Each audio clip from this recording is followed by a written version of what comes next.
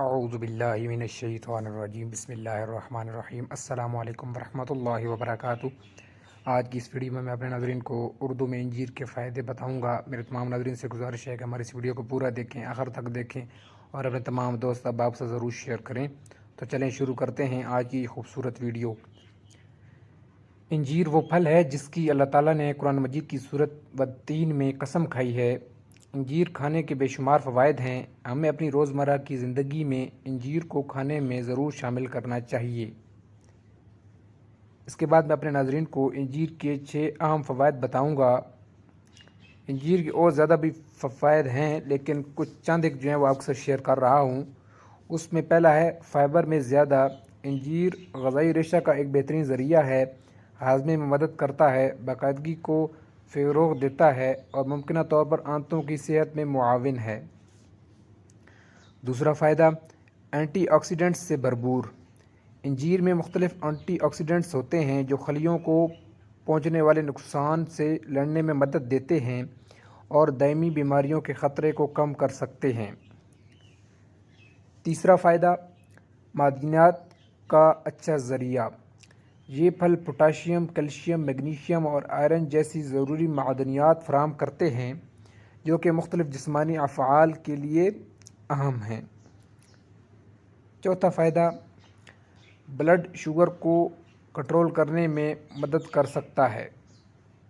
مطالعات سے پتہ چلتا ہے کہ انجیر اپنے فائبر اور بعض بائیو ایکٹیو مرکبات کی وجہ سے بلڈ شوگر کی سطح کو کنٹرول کرنے میں مدد کر سکتا ہے۔ پانچواں فائدہ، ممکنہ انسداد سوزش خصوصیات۔ انجیر کے نچوڑ نے تحقیق میں سوزش کے اثرات دکھائے ہیں جو گٹھیا یا سوزش والی آنتوں کی بیماری جیسی حالتوں کو ممکنہ طور پر فائدہ پہنچاتے ہیں۔ چھٹا فائدہ، دل کی صحت کو سہارا دے سکتا ہے۔ انجیر میں موجود پوٹاشیم اور فائبر کا مواد صحت مند بلڈ پریشر اور کولیسٹرول کی سطح کو برقرار رکھنے میں معاون ثابت ہو سکتا ہے۔ یہ تھے چند فوائد انجیر کے، تو آگے چلتے ہیں۔ انجیر کے مختلف حصے جیسے پھل، بیج، چھال، پتے، لیٹکس اور ٹہنیاں کئی دواؤں کے استعمال کے لیے استعمال ہوتی رہی ہیں۔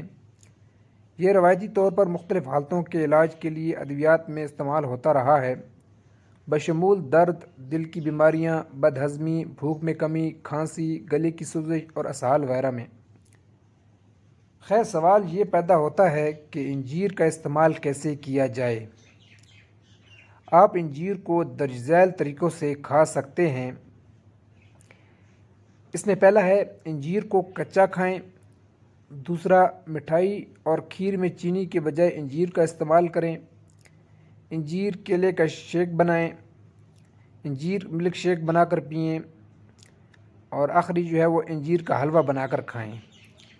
لیکن اس میں ایک اور طریقہ بھی ہے، وہ یہ ہے کہ خشک انجیر کے زیادہ سے زیادہ فوائد حاصل کرنے کے لیے یہ مشورہ دیا جاتا ہے کہ انہیں رات بھر پانی میں بھگو کر استعمال کریں، اس کے بعد اگلی صبح پانی پھینک دیں اور خشک انجیر کو خالی پیٹ کھائیں تاکہ بہترین نتائج حاصل ہو سکیں۔